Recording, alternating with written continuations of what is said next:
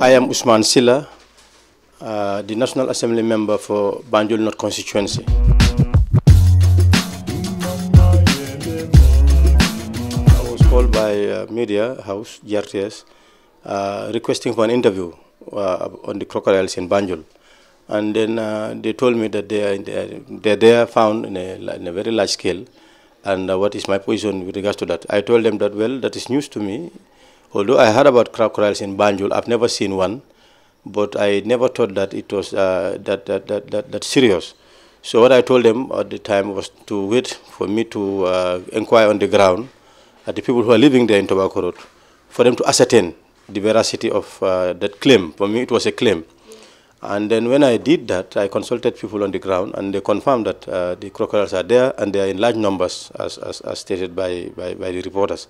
So what I did immediately, then I was at the National Assembly. Immediately after the session, I rushed to the Minister of the Environment to meet with the minister. Unfortunately, the minister was out of the country, but I requested for an audience with the Permanent Secretary, who was very welcoming, Mr. Sekou Sanyang. And then when I reported this issue, and then for me, the need for action to be taken, he took prompt action.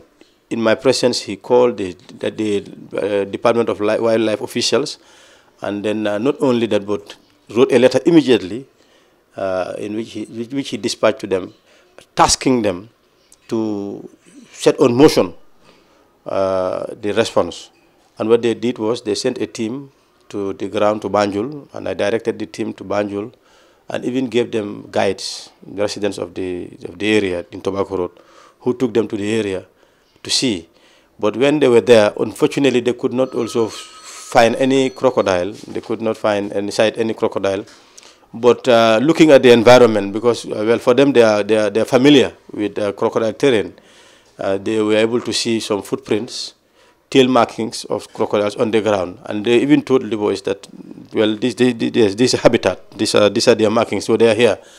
So this is what happened. So I encouraged the ministry, I encouraged the Department of Wildlife to take action, and I was also informed that in that letter that was written by the PS, it was copied to me, and then the mayor of Banjul, that is BCC as the local government authority, as well as other partners, for them to take action.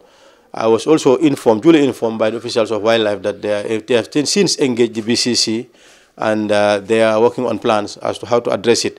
But two things are possible. For me, I just made a suggestion. I'm not the right person to determine as to what course of action to take. But for me, I believe that there are two courses of action. One is either to relocate them to a safer place where they will be safe from human beings, and human beings would also be safe from them. So, and then the other thing also, if they can be confined, if that place can be arranged in such a way where they would be confined, they would not have any cause to come into contact with human beings, the better. It can serve many purposes if that is done. So, but like I said, that is a matter for the wildlife officials and the wildlife department to determine. It is an opinion. So this is what I have done, and I understand that I did not only stop there. I issued a press release and started sensitizing the community, talking to them, through the media, and of course physically, about the presence of the crocodile that is for real, if they are not aware of it, or if they do not believe it, it is for real, it is there, and action had to be taken. But like I said, there is no cause for alarm, but there is need for caution, and something ought to be done by the ministry. The appropriate authority to address the issue is the Department of Parks and Wildlife. They can be supported by BCC, they can be supported by National Assembly for Banjul North, and other National Assemblies of Banjul, because if you look at the area where they inhabit, it's mostly Banjul North. But I understand that they can see crocodiles. I think at some point they saw crocodiles and areas bordering Banjul Central and Banjul South. That is the canal that goes through Lasowaf, the former Odeon Cinema, up to Hopkinson.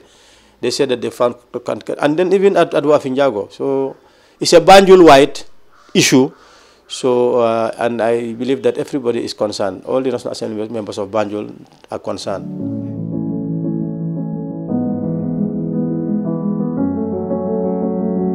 In fact, in my releases, I have been saying that it's a mystery.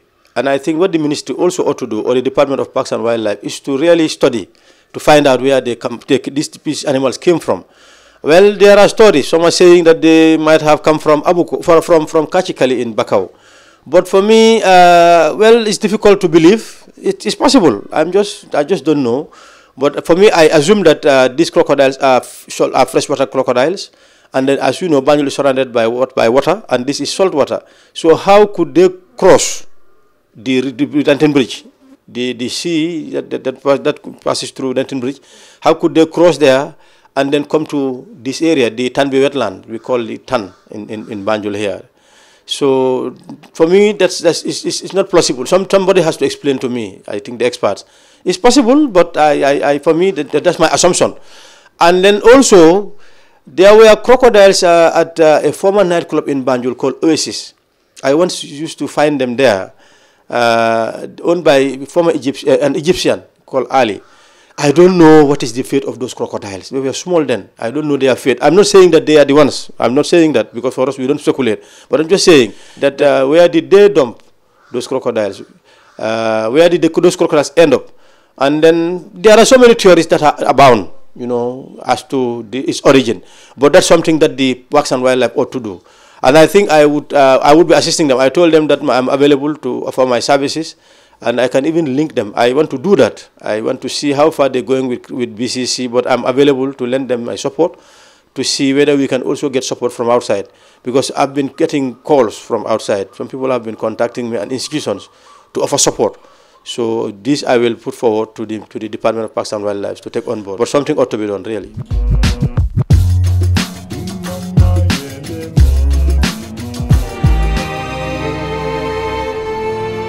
Well, the school was started in the late 50s, and by then it was an ultra-modern school. I think that was the first school that was purpose-built. It's purpose-built school, because you see then most of the schools were former structures for other like residences and transformed into schools. But that was the first, before Gambia High School and the other school, that was the first purpose-built school. And then, of course, it has produced so many people. Even myself, I had 1 year stint there. And so many people here in society, in the Gambia, passed through Crab Island. It has produced a lot of human resource for this country. But prior to my intervention, 2-3 years before that, the school was closed down. Students transferred to the Gaba Jawampa School, which is behind the National Assembly, and under the Banjul City Council, of course, but fully supported by, subvented by government, Ministry of Basic and Secondary Education. So what they did was that to transfer the students there, and then the school was left like that. And then during the election campaign, it was a concern that I felt ought to be addressed. And I made it a campaign promise that once I'm elected, I'm going to look at Crab Island and see how to address the situation, because it should not be like that. Then I thought it was abandoned, and that was the belief by most. So what I did was, immediately after my election, that was the first engagement I did, to enter the Ministry of Basic and Secondary Education to meet with the permanent secretary, the then permanent secretary, Mr. Mohamed Jallo, who was very supportive, and that to tell him about my interest in Crab Island. And first, I even inquired about the state of Crab Island. What happened? What is government doing regarding Crab Island? Has it been abandoned? He told me that it's not abandoned. Government has plans for the place. They want to transform it into a technical high school, for it to be the second technical high school after Lamin. Because he said that government policy then was to ensure that technical education is pursued up to the highest level, up to polytechnic level. So they need another high school on technical education. So that was the policy of government. So, but when he asked me about my interest, I told him that, well, that's fine. If you transform this place into a technical high school, it is only students who have got the qualifications, who pass exams, that can be admitted. But what about those who are in the streets? And you have lots of them. They are the majority. If you go to Banjul, every street corner you see these young people. If you go to the playing fields, football fields, not only Banjul, but the greater Banjul area, not only greater Banjul area, but any growth center in the country. You see young people wandering about, staying at street corners, 24/7, as the Americans say, and they're doing nothing. And people do blame them. They attribute the crime to them, and then, but which is not the case. What they are not doing anything, and society has not provided anything for them in terms of, you know, capacitizing them, help them build capacity. So I felt that these young people need to be, their concern need to be addressed. And we see the back way, they are the ones who really embark on this irregular migration, this back way route. And not only boys, but girls as well. So something has to be done for them. So I told the Permanent Secretary that this is the population group that I want to address in terms of their situation. So he said, well, in fact, this is a good idea. This can well fit into our position, our policy. In fact, the ministry will now adopt a two-pronged approach. That is, we are going to allow this Tibet Center to be side by side with the technical high school. They said that we are not going to give you the whole Crab Island as a whole. We are going to give you a part of Crab Island. But what we're going to do is we're going to integrate, we're going to accommodate this Tibet Center so that those students who are out in the streets, because there are different categories. There are some who could not pass exams but want to continue, who pass exams but want to continue but do not have their parents do not have the wherewithal. They don't have the resources, they don't have the financial muscle to support them continue their education. So they end up being dropouts. There are others who would need to be given a second chance or a third chance, and then which they will definitely overcome, succeed. And there are some, you know, who just want work to be able to earn something to support themselves, support their families. So these are the different categories. So, but for the categories, those who want to continue, this is going to be an opportunity, a transition, a stepping stone. So for them to come, and then we would then have a mechanism in place, an arrangement in place, whereby those who are interested in continuing their education would transit through the Tibet Center, our project, our initiative, and then from there they continue to the technical high school to whatever level they would be able to reach. So this was the position, and this is 27 months ago, and I understand the uneasiness. People are really concerned. They want to know what is the fate of the Crab Island, because 27 months now, if we had started, if everything had gone smoothly, by now we would have graduated 3 batches. I'm telling you, 3 batches of young people. And we are talking about, you know, 100 batches, because what the courses that we want to offer, you can have more than 100 students. So imagine 300 students would have been trained with skills, with basic skills, survival skills, livelihood skills. And then the intention with Crab Island is not only to train them and then leave them to go. We want to accompany them. After being trained to acquire skills, we're going to help you.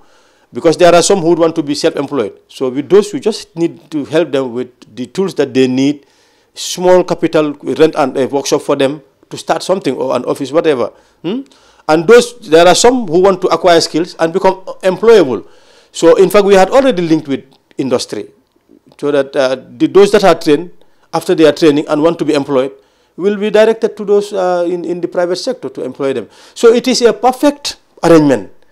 And anybody who is interested in young people, who is interested in seeing these young people out in the streets, who is interested in addressing this backway syndrome, who is interested in addressing crime, so to speak, who is interested in these young people and their parents and the country, would definitely support Crab Island. Unless you feel that Crab Island is something that does not work in your interest. But otherwise, you must support Crab Island. Any good person, I mean, who loves this country, loves young people, would support Crab Island. But now, the buck is on the Ministry of Basic and Secondary Education. The land is owned by the ministry, is owned by government. They are the ones who can apportion it to anyone. And then I'm telling you, it's the ministry that we are waiting for. If they decide that they want to give it out, they'll give it out. I don't have the authority because it's not under my authority. It's not under my purview.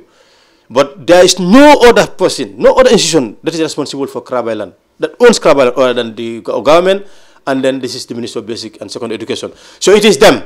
But what I'm saying is that I am engaging, and definitely Crab Island must be. I will not leave any stone unturned. Crab Island must be. Whether anybody likes it or not, Crab Island must be. And I'm going to struggle to ensure that these young people, their concerns are addressed. Because definitely they are being neglected.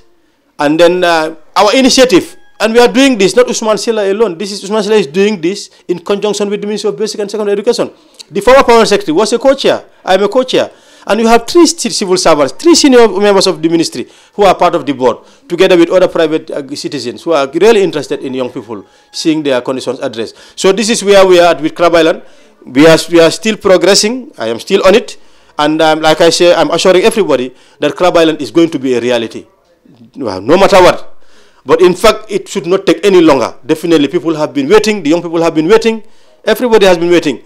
For me, I will not go there to train. Sumansila is not going to benefit from there. Any training. It's just young people who are going to benefit, this nation is going to benefit, and the parents of those young people and society.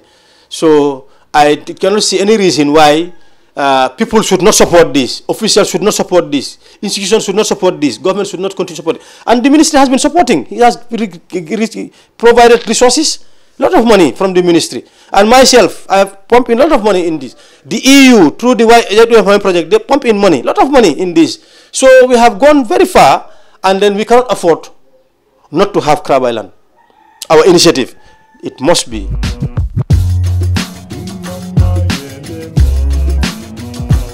Well, when I inquired from the permanent secretary, from the ministry, what they told me was that there was a time when the students were not, then the population, the number of students there was getting down, because at our time it was nearly, you have more than 300 students.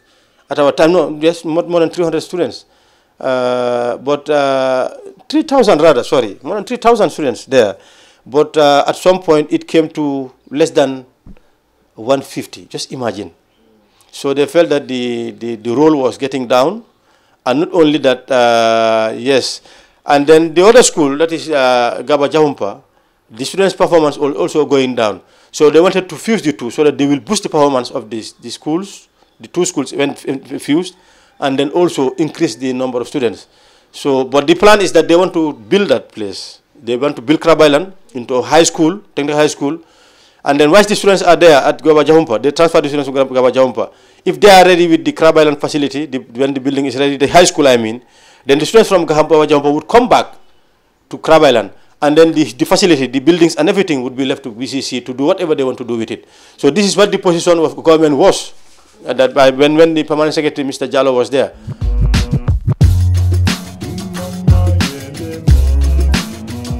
It is not owned by BCC, it is owned by the government. It is never owned by BCC. No one can show proof of ownership. It's owned by government. It's the ministry that gives out to anybody.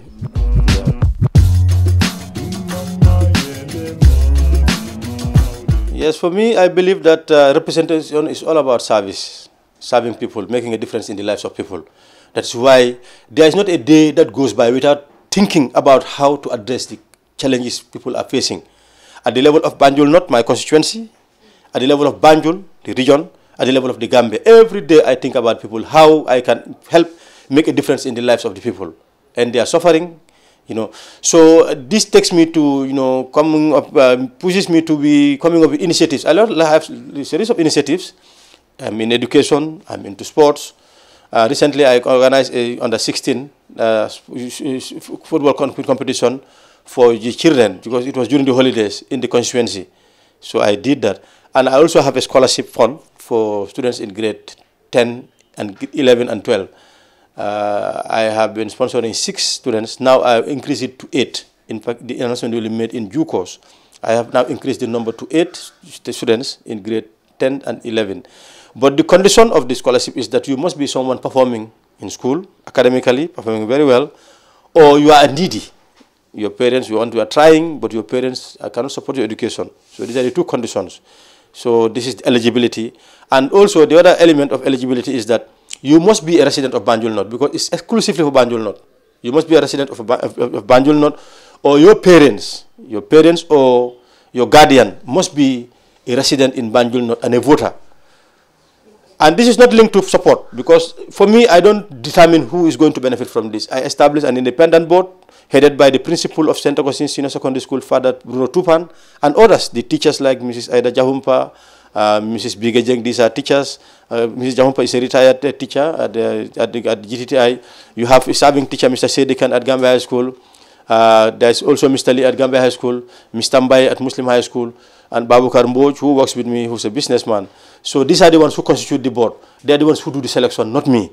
So those who are benefiting, whether they support me, their parents support me, they are not supporting, but whether their parents support me or not, if you are eligible, you benefit from it. So it's not linked to support. For me, whether people vote for me or not, I don't die for this position. I have been serving Gambia without being elected. And I'll continue serving with whatever capacity, even if I'm not elected. That is, for us, we see nothing other than Gambia. It is only Gambians who can develop Gambia, who can salvage Gambia. So, and then for us, we want to be counted. we don't want to fail our people, we don't want to fail our nation. So we are always there, whether people gave us the mandate or not. But now, since I'm given the mandate, I have no right not to serve. I have no right not to serve the people. So that's why every day I think of doing something. And every day I'll be coming up with things on how to address people, how to address concerns of people.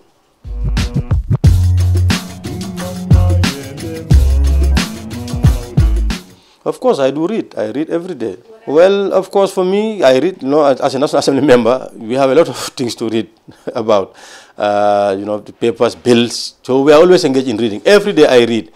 Of course, I don't have time to read novels. I don't read novels. I do read newspapers, apart from the National Assembly, materials.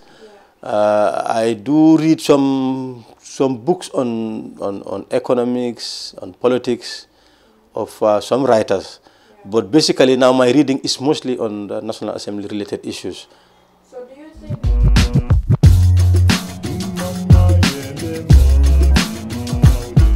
That's the challenge. That's why I have the project. I've launched a campaign to support the Gambia National Library. Young people nowadays are not reading. They are preoccupied. They are reading, but what they are reading is not relevant to their lives. You can see them every day. They are with their mobile phones. They're busy on messaging, things that are unrelated to their lives. And then for reading, you read to know about yourself, know about society, know what is happening around you. And then you read also to learn, to acquire knowledge, to develop your capacity, to be able to be productive tomorrow. So, but nowadays, the reading that the young people do is not related to that. It's just messaging, it's just, exchanging with friends, things that are sometimes very trivial, very unrelated to their lives. So I think the campaign ought to be started, and I've started that with the Gambia National Library, and it's all the thrust is to ensure that there's reading. We have developed that reading culture. Gambians must start reading, and reading what is relevant. Reading what is relevant, yes.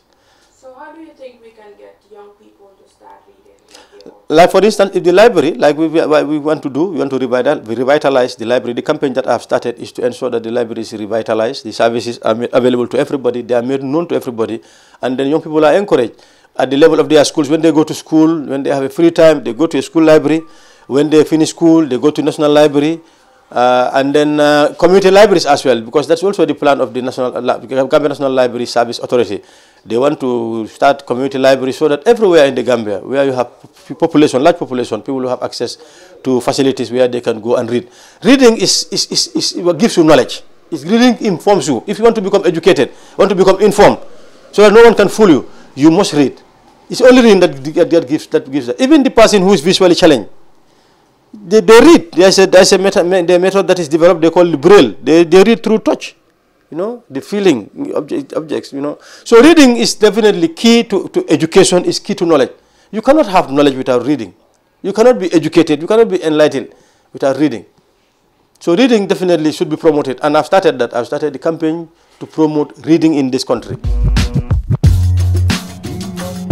It's about first engaging government to give the necessary support to this institution, Gambia National Library Authority, the Library Service Authority, and then to also get partners. But government must be seen taking the lead. That's what I am doing. I'm not saying that government fall back and then others come in. No, government must take the lead. Where they go and then they cannot go further in terms because of resources and other challenges, then others can come in. But government, like in terms of the laws that they need to enhance the institution, it's government that can pass that law. And government, by government, I mean including National Assembly, which I am part of. So it's the National Assembly, it's a national institution. So the National Assembly and the Executive, Minister of Basic Secondary Education, Minister of Higher Education, and even Minister of Lands, because they need a land to relocate this library, so that this library can be a public library if they wish, and then to have another one, a bigger one, that is close to the learning centers like the University of the Gambia. They have been given land, but it presently is in dispute around that end, around the MDI end, where it is sandwiched by the university and the Ministry of Works and the Gajartes around that end. So, and that's an ideal location for the library. But we need a national library, a symbolic building, a building of pride, a building that is fit for purpose.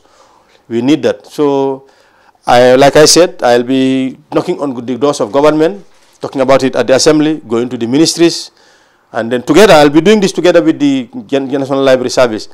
Nothing is going to come to me. Everything should be directed to the authority. So that's what I'm doing. I'm just leading the campaign, being a leading advocate, a leading, advocate proponent of the campaign.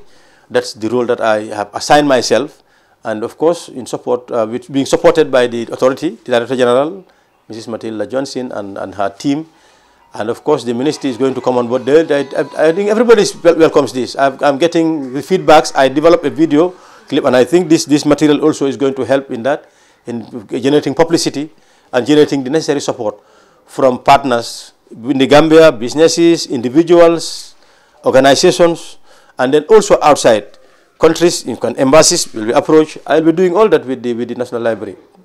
We'll be knocking on all doors.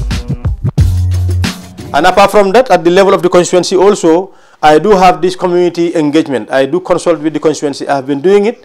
In fact, the next month, November, I'm going to continue with this constituency consultation. That is, I go to we have 3 wards in Banjul North.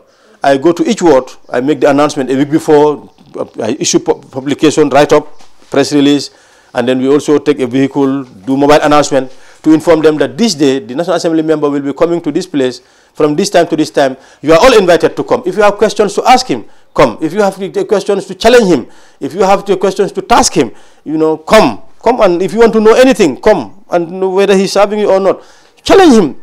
Take him to task. So that is what I'm doing. I have been doing it. Of course, there are times when the response is positive, but there are times when you go to places when people don't come out. And then, but for me, apart from the office, because for me, I could have said, well, no, the National Assembly, but we are not provided with offices. I said, let me open up an office, because I cannot go to every compound every day. I cannot go to every compound in the constituency. I cannot do that. I cannot be doing that. I cannot go into people in their homes every time. But if I open an office, any Gambia, any national resident of Banjul North, any resident of Banjul, anybody in the Gambia, a Gambian or non-Gambian, you want me to be of service to you, you can come to the office. There is someone here who will attend you if I'm not here, if you cannot find me here. There is someone who can take your details and call me and then give you even my contacts. So I said, no, it's not there. That's not enough. Opening up an office for them to come. Let me also go to them. And that is why I'm doing this constituency consultations. I go to them, inquire from them. So for me, I'm doing everything, but sometimes you do hear people say, well, he's not coming to us. People who normally say that, I'm telling you, are the people who sometimes they feel guilty that because they are not supporting you. If you find them on the other side, you will know that they once told you that, when you needed me, you came to me. Now you are not coming to me, but I'm waiting for you. The person is doing that as a self-defense, so that when you find him elsewhere or her elsewhere, I told you before that you are not coming to me. But for me, for us, the votes do not matter whether people vote for us or not. We will serve the Gambia, and we are out to serve the Gambia.